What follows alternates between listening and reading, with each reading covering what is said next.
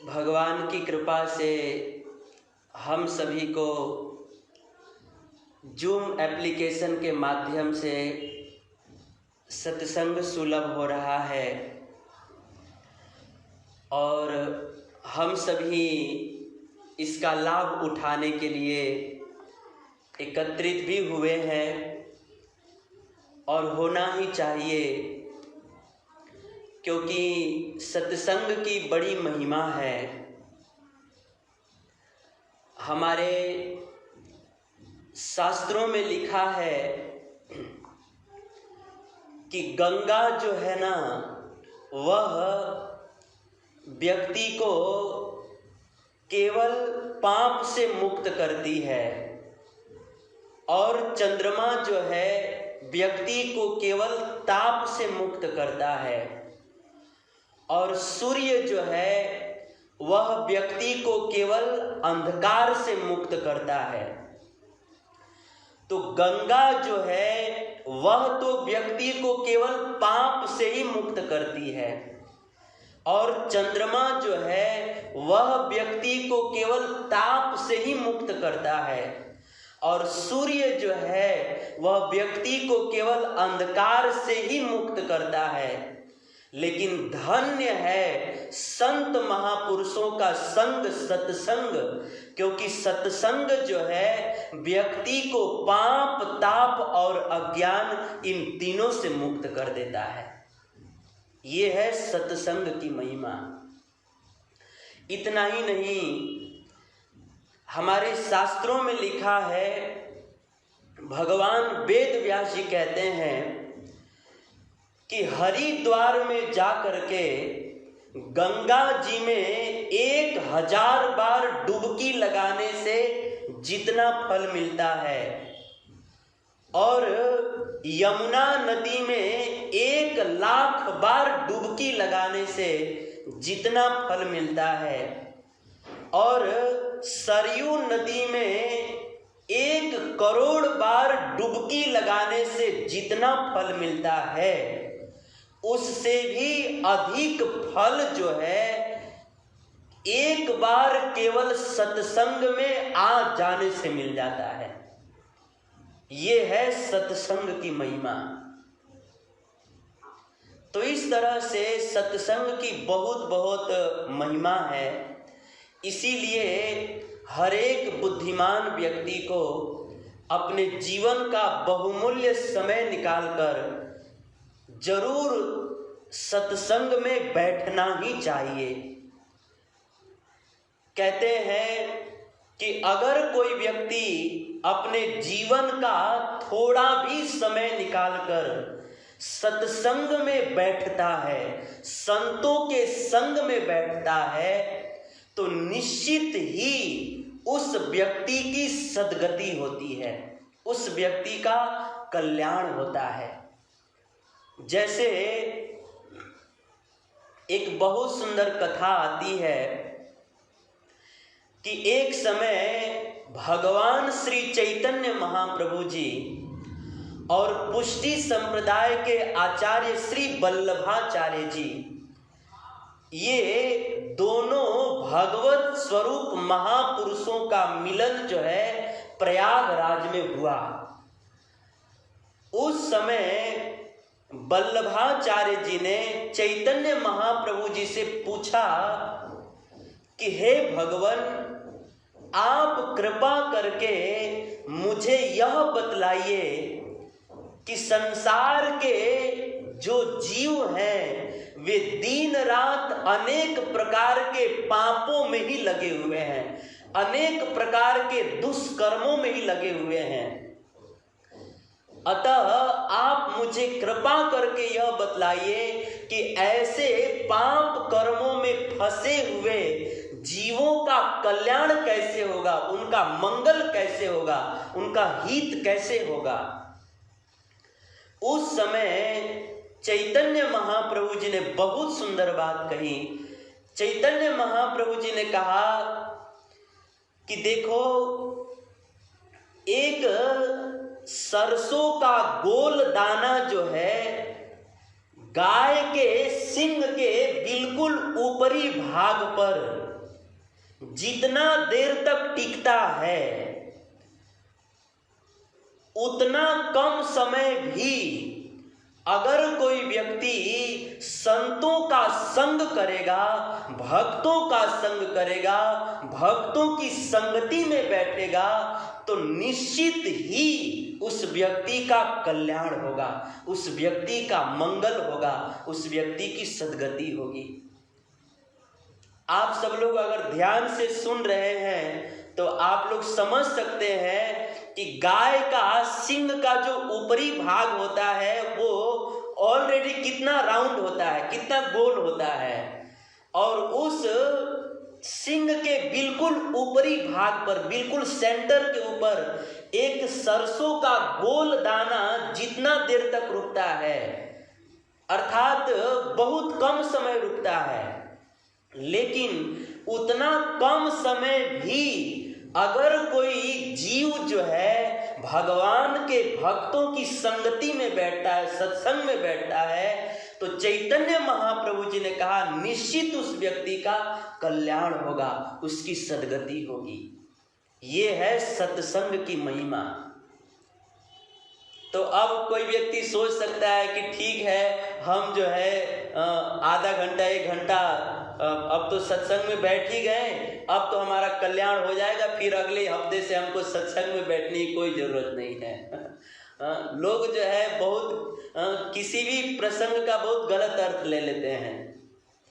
तो इसके लिए आगे भी प्रसंग है कि चैतन्य वल्लभाचार्य जी ने चैतन्य महाप्रभु जी से पूछा तो महाप्रभु जी ने तो उसका उत्तर दे दिया, लेकिन फिर चैतन्य महाप्रभु जी ने वल्लभाचार्य जी से फिर पूछा कि वल्लभाचार्य जी आप हमें यह बतलाइए कि जीव की दुर्गति कैसे होती है।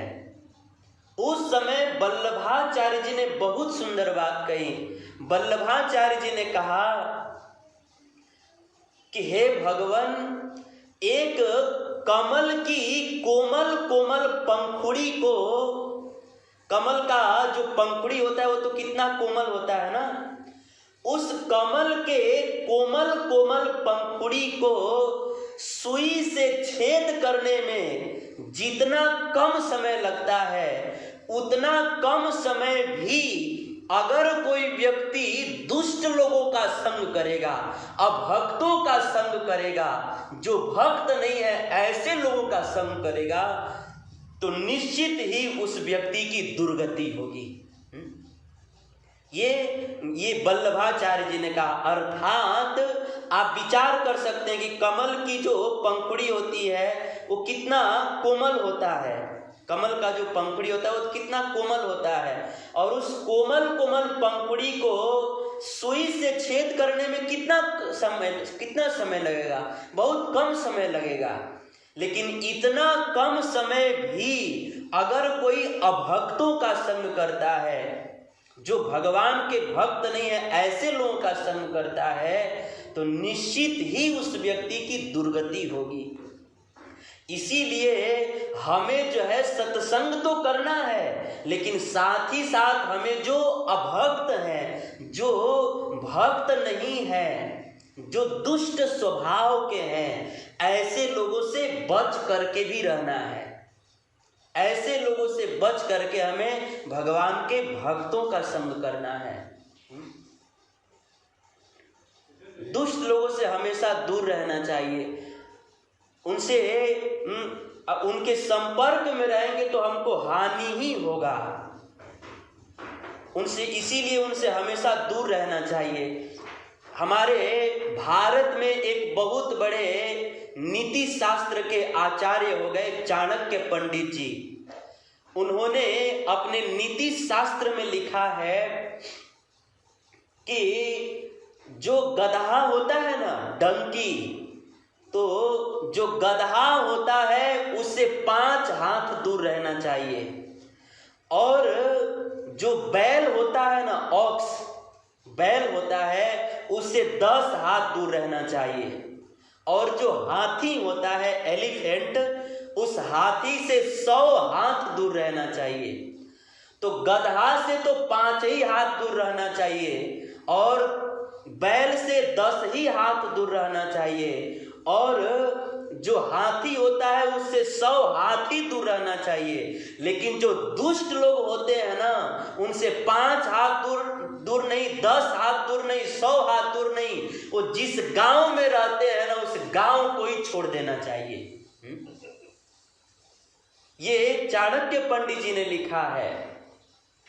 सकटम पंच हस्तेन 10 हस्तेन वाजिनम हस्ति 7 हस्तेन देश त्यागेन दुर्जनम। जो दुष्ट लोग होते हैं वो तो जिस गांव में रहते हैं उस गांव को ही छोड़ देना चाहिए। क्यों? मानो कोई व्यक्ति प्रश्न करे कि क्यों जिस गांव में दुष्ट रहते हैं उस गांव को ही क्यों छोड़ देना चाहिए?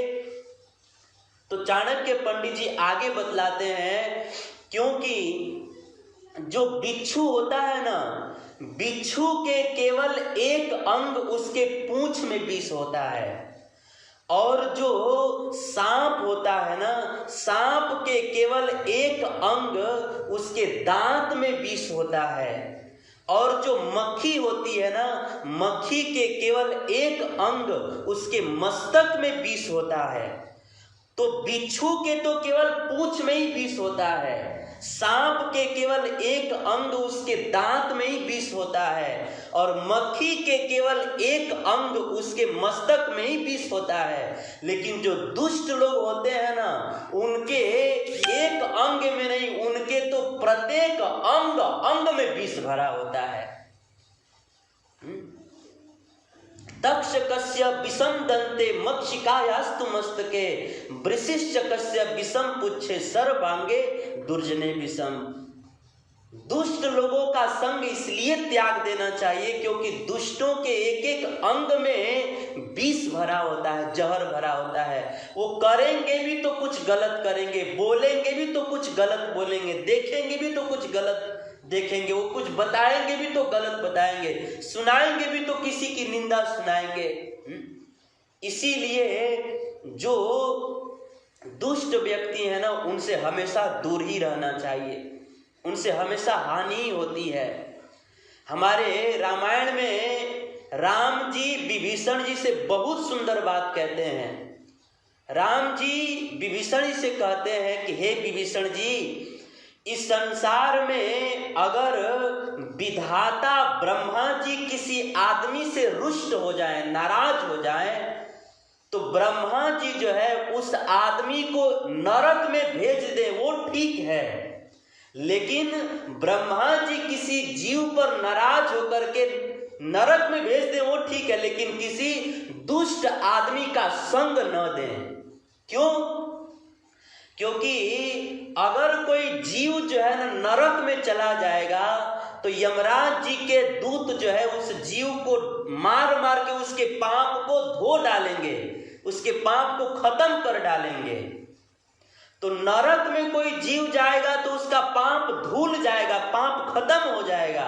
लेकिन अगर कोई व्यक्ति, अगर किसी आदमी को दुष्ट आदमी का संग मिल गया ना, तो उसका पाप खत्म नहीं होगा। वो रोज रोज नया नया पाप करना सीखेगा और रोज नया नया पाप करेगा, तो दुष्ट आदमी के संग से जो है उसका पाप और बढ़ता जाएगा। नरक में जाकर उसका पाप धुल जाएगा, लेकिन दुष्ट आदमी के संग में उसका पाप और बढ़ जाएगा, उसके जीवन में और पाप जमा होते जाएगा।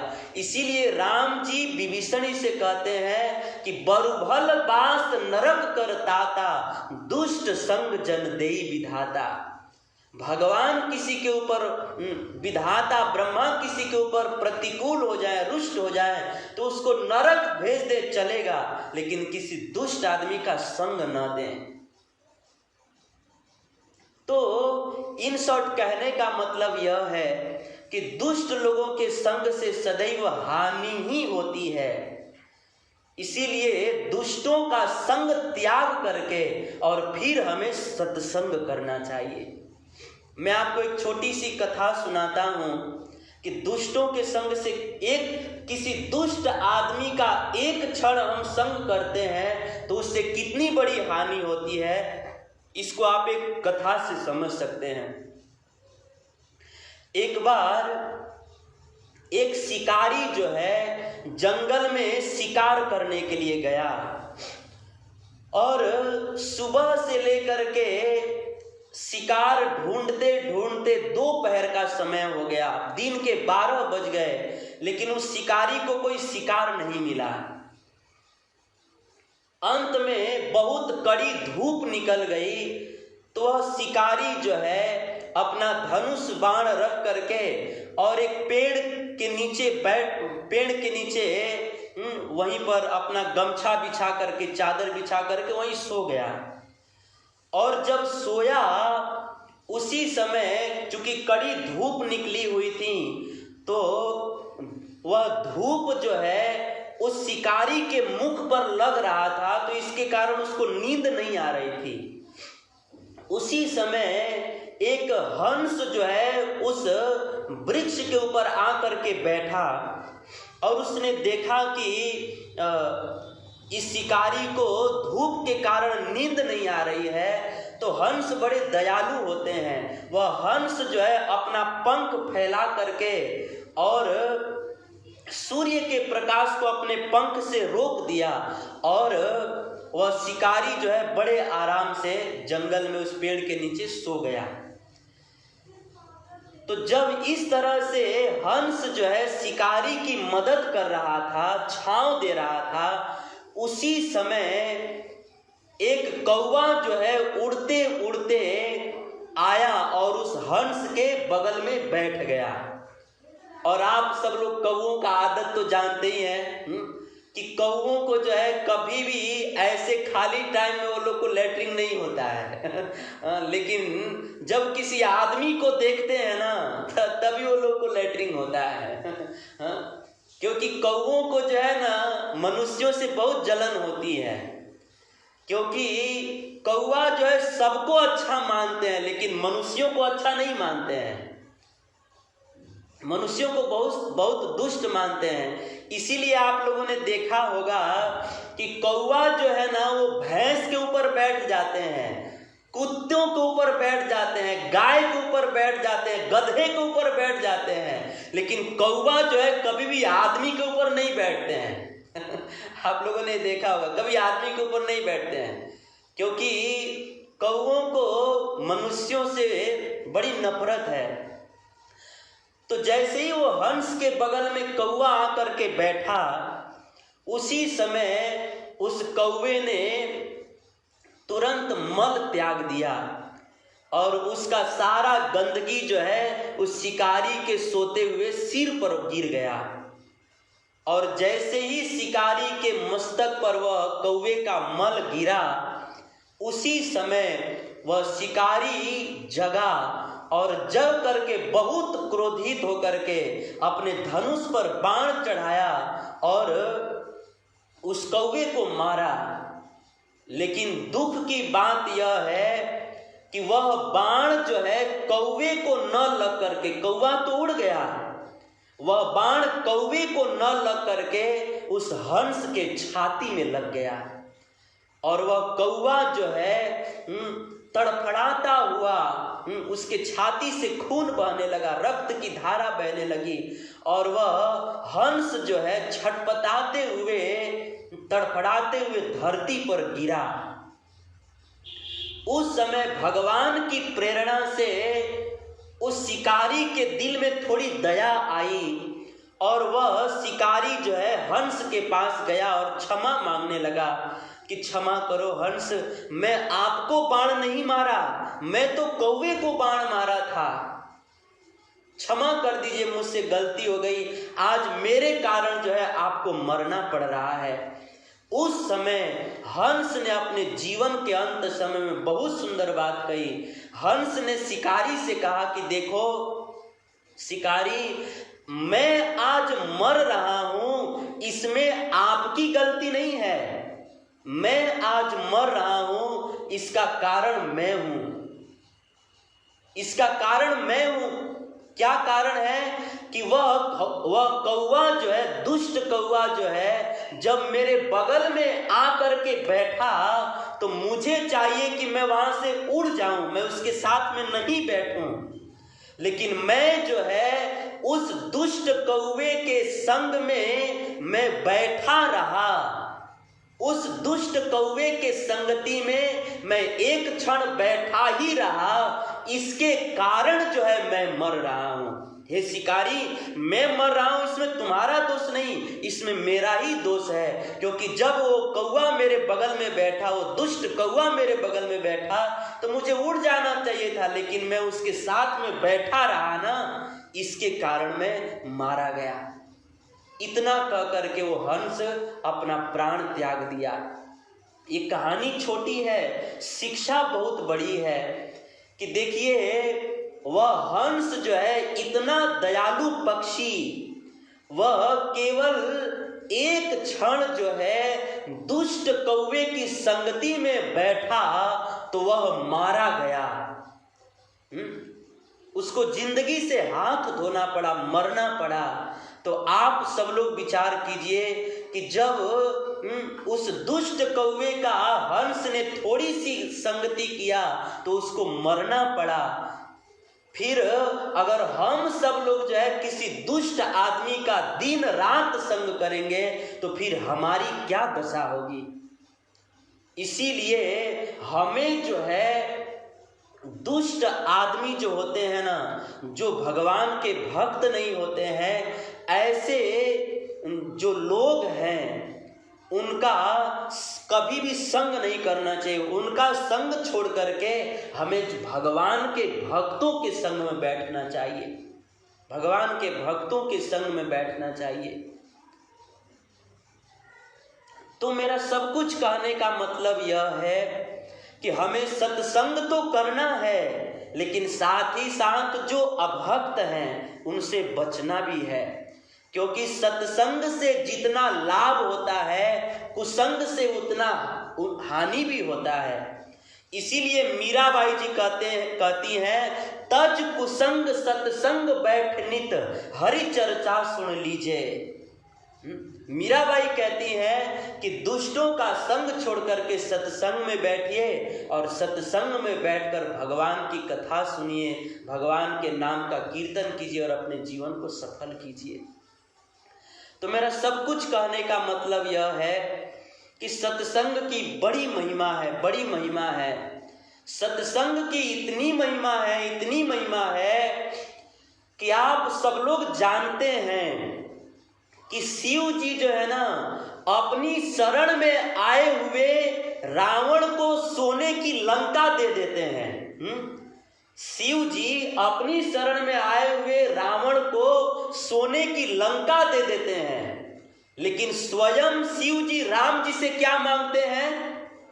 तो रामायण में वर्णन है कि शिव जी भगवान राम के चरणों में बारंबार दंडवत प्रणाम करते हैं और शिव जी राम जी से बारंबार हाथ जोड़ करके एक ही वरदान मांगते हैं।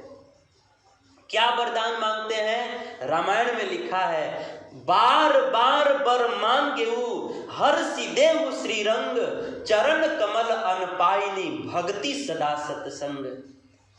शिव जी भगवान राम से बार बार कहते हैं कि हे प्रभु, अगर आप मेरे व्यवहार से थोड़ा भी खुश हैं, प्रसन्न हैं, तो आप मुझे एक वरदान दीजिए। क्या वरदान दीजिए? आप मुझे यही वरदान दीजिए कि अपने भक्तों का संग दे दीजिए। जो आपके भक्त हैं, जो आपकी कथा सुनते हैं, जो आपके नाम का जप करते हैं, जो आपको प्रणाम करते हैं, जो भक्त आपसे प्रेम करते हैं, हे प्रभु आप ऐसे भक्तों का संग मुझे दे दीजिए। बार बार बर मांगेऊ हर सिदेहु श्रीरंग, चरण कमल अनपाइनी भक्ति सदा सत्संग। हे प्रभु आप मुझे अपने भक्तों का संग दीजिए। आप सब लोग तनिक विचार कीजिए कि हम सब लोग शिव जी की शरण में जाकर क्या मांगते हैं कि हमें धन दे दीजिए, हमें गाड़ी दे दीजिए, बंगला दे दीजिए, क्या क्या दे दीजिए। लेकिन जिस शिव जी से हम लोग इतनी सारी कामना करते हैं, वो शिव जी भगवान से क्या मांगते हैं? सत्संग मांगते हैं।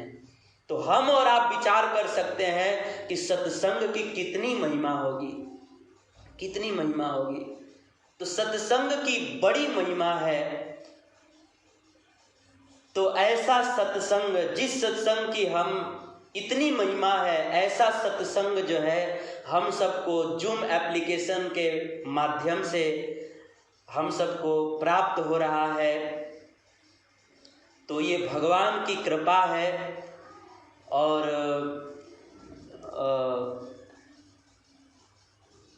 हमें जो है सदैव भगवान के भक्तों का संग करना चाहिए। और साथ ही साथ जो है हमें जो है भगवान के नाम का खूब जप करना चाहिए। माता जी, टाइम हो गया है, ओवर हो रहा है क्या? Est-ce que quelqu'un veut poser des questions? Vous n'avez pas fait la traduction, Mataji. Vous avez dit que vous allez faire une traduction. Je n'ai pas compris grand-chose, moi. Je ne sais pas si les autres ils comprennent le hindi, tout le monde. Est-ce qu'ils comprennent le hindi, tout le monde? On va faire après, tout le monde comprend le hindi. Ah, sauf moi. Après. Vous voulez poser des questions? किसी को question? अच्छा, time हो गया ना? हाँ, हो गया time. Okay, तो मैं चाहता था और कुछ बताना, लेकिन समय हो गया है तो कोई बात नहीं। और लेकिन यही है कि हमें जो है भगवान से ही प्रार्थना करनी चाहिए कि भगवान हमें सत्संग प्रदान करे, भक्तों का संग प्रदान करें। और अभी तो भारत में पूरा ये जहाँ हम हैं यूपी में, यहाँ तो आज लॉकडाउन है। और पता नहीं वहाँ पर फ्रांस में, यूरोप में क्या है। लेकिन अगर वहाँ पे लाइव भक्तों का संग नहीं मिलता है प्रत्यक्ष, तो हमें जो है जूम एप्लीकेशन के माध्यम से अथवा तो इंटरनेट के माध्यम से हमें जो है भक्तों की संगति हमेशा करते ही रहना चाहिए। और साथ ही साथ भगवान के नाम का भी खूब जप करना चाहिए, क्योंकि भगवान के नाम की बड़ी महिमा है, बड़ी महिमा है। तो वैसे भगवान के नाम की बड़ी महिमा है। और मैं सोचा था कि भगवान के नाम के विषय में बतलाऊंगा, लेकिन समय हो गया है तो इसीलिए अधिक नहीं बोलेंगे। तो किसी भक्त का कोई प्रश्न है तो पूछ सकते हैं, किसी को कुछ समझ में ना आया हो। कोई प्रश्न है? कशिश बताइए। लगता है सब कुछ समझ गया प्रभु। अच्छा, एक चीज है, प्रभुपाद जी कहते हैं कि अगर किसी भक्त के मन में कोई प्रश्न नहीं है, इसका मतलब ये नहीं है कि उसको सब कुछ पता है। इसका मतलब ये है कि वो अच्छे से भजन नहीं कर रहे हैं, अच्छे से शास्त्रों का अध्ययन नहीं कर रहे हैं। क्योंकि अगर कोई भक्त अच्छे से शास्त्रों का पठन पाठन श्रवण करेंगे तो जरूर ही उसके मन में कोई ना कोई प्रश्न होगा। और अगर हम लोग के मन में प्रश्न नहीं हो रहा है, इसका मतलब यह है कि हम लोग अच्छे से शास्त्रों का पठन श्रवण नहीं कर रहे हैं। तो ये प्रभुपाद जी कहते हैं, मैं नहीं कह रहा हूँ, नहीं तो लोग कहेंगे कि प्रभु जी हमारा दोष निकाल रहे हैं। नहीं, ऐसी बात नहीं है।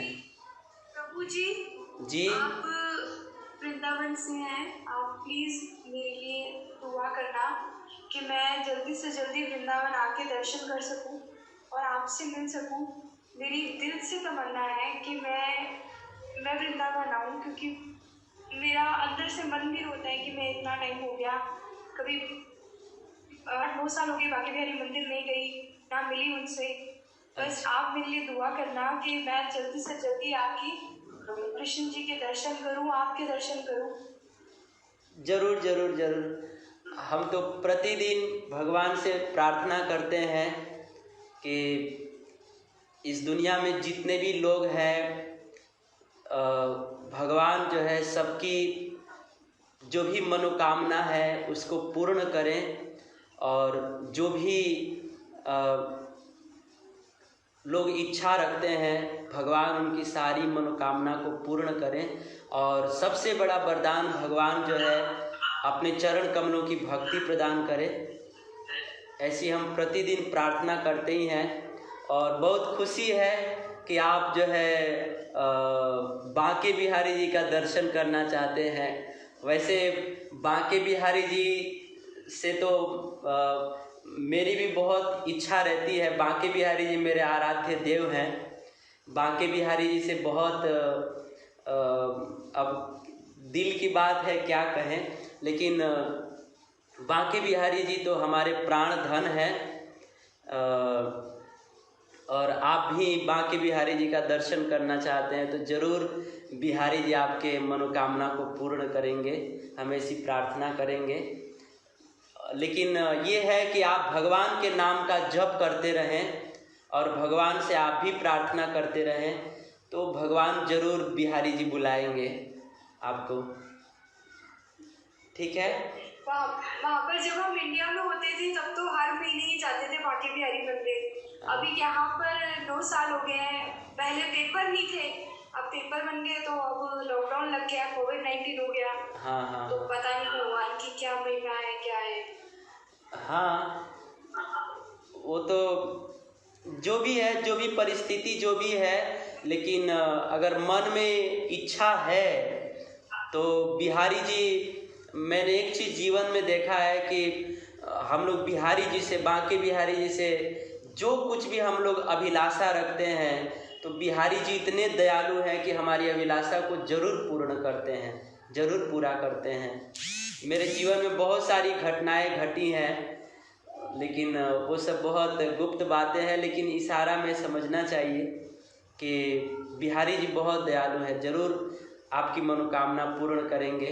और जल्द ही ऐसा वातावरण आएगा कि सब स्वस्थ हो जाएंगे लोग और फिर आप बिहारी जी का दर्शन कर पाएंगे। ठीक है। आपकी कथा सुन के बहुत अच्छा लगा। अब मैं माता जी के आगे रिक्वेस्ट करूँगी, आप एवरी वीक आ करके कुछ ना कुछ सुनाए। जैसे आपने एक कौवा की कथा सुनाई और भी आपने कुछ बताया, बट वो सच में जीवन में ये सच बात है। होते हैं जो स्वार्थी होते हैं, कुछ लोग अच्छे नहीं होते हैं, पर हम लोग जल्दी से जल्दी, जो बुरे लोग होते हैं उनकी संगत में जाना जल्दी हम पसंद करते हैं। अच्छी संगत में बैठना हम पसंद नहीं करते हैं। ये हमारी आत्मा ऐसी है जिसको हम उसमें करते हैं। पर जब माता जी ने बताया कि ये जूम के माध्यम से हम आपसे मिलने की वो करेंगे, तो इतनी खुशी है। क्योंकि इंडिया में तो हम एवरी फ्राइडे हम माता जी के वहाँ जाते थे दिल्ली में, और माता जी कुछ ना कुछ वाइब्रेशंस होती गई। अभी माता जी के चरणों में आ गए हैं। माता जी बताती हैं जिस तरीके से माता जी ने आज आपको बुला करके इतना अच्छा, मतलब दिल को सच में ऐसा लग रहा है कि सच में हम वृंदावन में ही बैठे हैं। बहुत अच्छा लग रहा है। तहे दिल से धन्यवाद प्रभु जी, आप आए, आपने आकर के इतना अच्छा सुनाया। मैं माता जी के आगे रिक्वेस्ट करूंगी कि एवरी वीक कुछ ना कुछ आप लेकर के आए। छोटी छोटी चीजों से ही ना ज्ञान बढ़ता है। ज़रूर ज़रूर। अपना माता जी वहाँ पर है, राजेश्वरी माता जी, बहुत अच्छा है। वहाँ पर आप लोग विदेश जैसे धरती में रहकर, जहाँ पर भक्ति भजन का कोई नामो निशान नहीं होता है, ऐसे जगह में रह कर के भी भगवान के प्रति श्रद्धा रखना, भगवान से प्रेम करना, ये बहुत बड़ी बात है। और हमारी राजेश्वरी माता जी अपना प्रयास से आप जैसे लोगों को भगवान से जोड़ने का प्रयास कर रहे हैं, तो ये भी बहुत अच्छी बात है। बहुत अच्छा राजेश्वरी माता जी कर रहे हैं। और बहुत बहुत धन्यवाद है माता जी का भी कि मुझे जो है आप जैसे भक्तों का दर्शन करने के लिए मुझे इनवाइट किए, तो बहुत बहुत धन्यवाद है माता जी। ठीक है। सबका बहुत सौभाग्य है कि आप आए, आपने टाइम निकाल करके हमें कुछ सुनाया। आपको कोटि कोटि प्रणाम, आपको धन्यवाद। नहीं माता जी।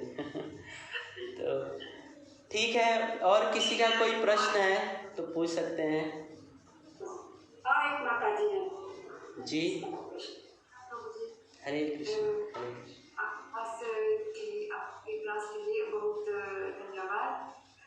सवाल करना चाहती हूँ कि हमारे यहाँ मंदिर जाना मुश्किल है, लॉकडाउन है ये सब, तो घर में कैसे भक्ति लाएं? हाँ। तो अभी वहाँ पर भी लॉकडाउन है? हाँ। अच्छा। तो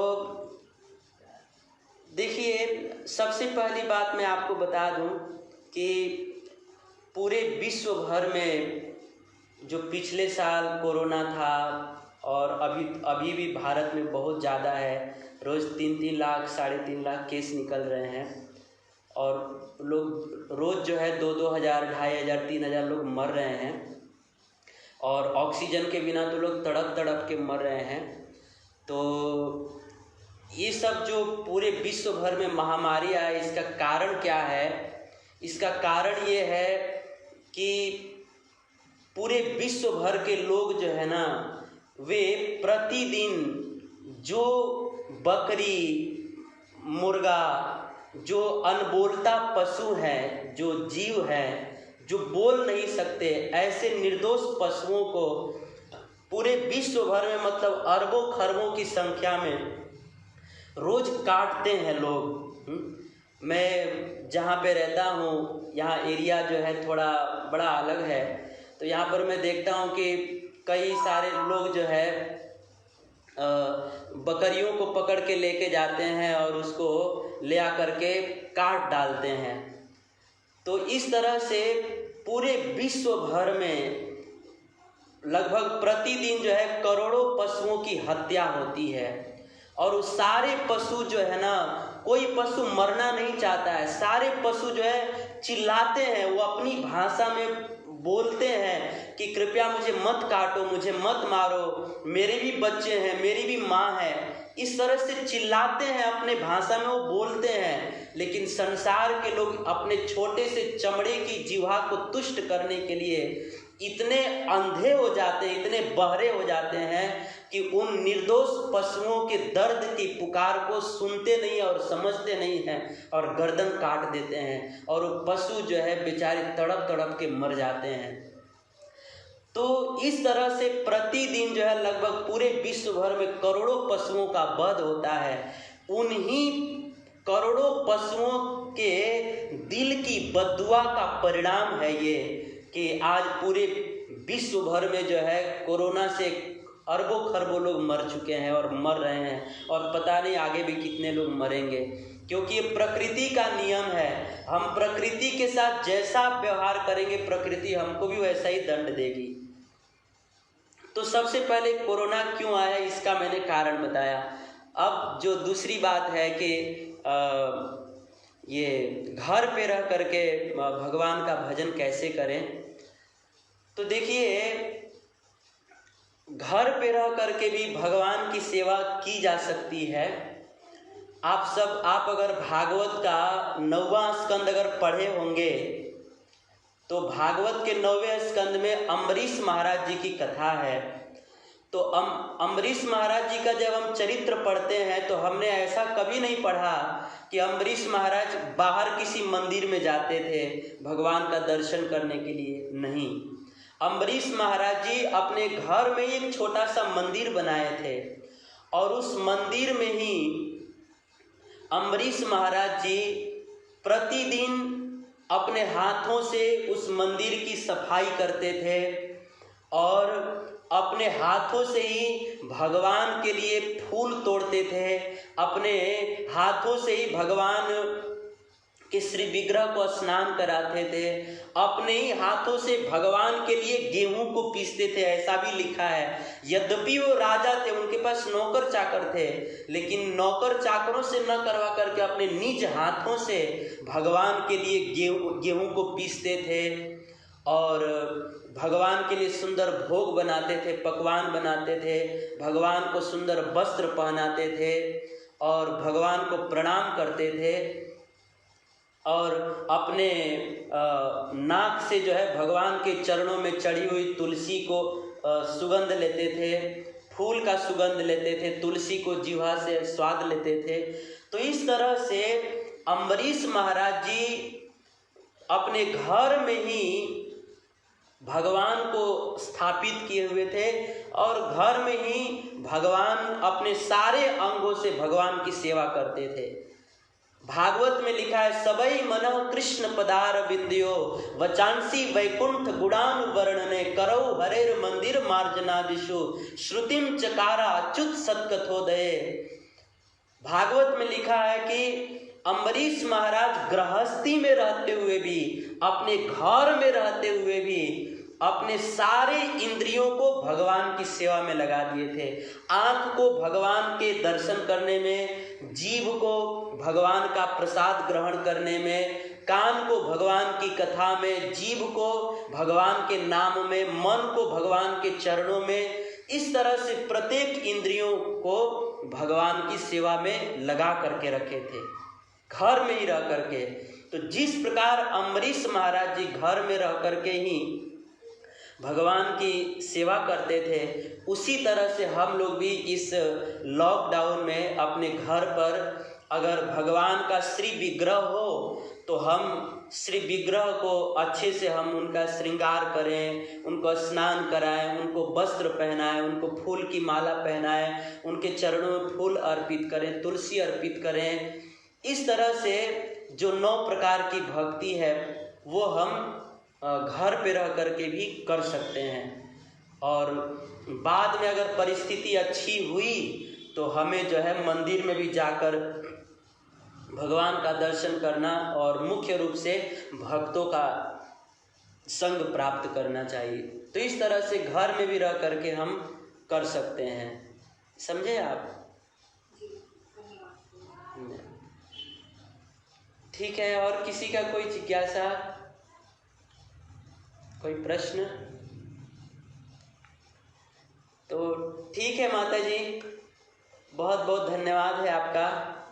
बहुत बहुत धन्यवाद आपका प्रभु, आपने अपना कीमती वक्त हमें दिया और आपका संग हमें प्राप्त हुआ। नहीं कि हम लोग धन्य हो गए। अरे नहीं, अभी हमारे भारत से भी एक प्रभु जी जुड़े हुए हैं, अपना रविंद्र प्रभु जी, Redmi Note 9। अच्छा। हाँ, तो हमारे रविंद्र प्रभु जी बहुत अच्छे भक्त हैं। अभी हम जहाँ पे हैं यूपी में, उसी जगह पे रहते हैं प्रभु जी। और अच्छा। हाँ, और हाँ, शायद उनका ऑडियो म्यूट होगा। हमें सोचा वो यहाँ के। हाँ, नहीं, तो बहुत अच्छे भक्त हैं प्रभु जी। हम लोग यहाँ पे हर वीक में नगर संकीर्तन निकालते हैं और हर वीक जो है कार्यक्रम करते हैं। तो हर कार्यक्रम में प्रभु जी की उपस्थिति रहती है। तो बहुत बहुत धन्यवाद है रविंद्र प्रभु जी। और अभी तो लॉकडाउन में है तो हम लोग मिल नहीं पा रहे हैं, लेकिन जैसे ही थोड़ा परिस्थिति ठीक होगी तो हम लोग मिलेंगे। तो ठीक है माता जी, आपका बहुत बहुत हृदय से धन्यवाद है। आपने मुझ जैसे तुच्छ आदमी को भी भगवान के विषय में बोलने का मौका दिया, इसके लिए बहुत बहुत धन्यवाद।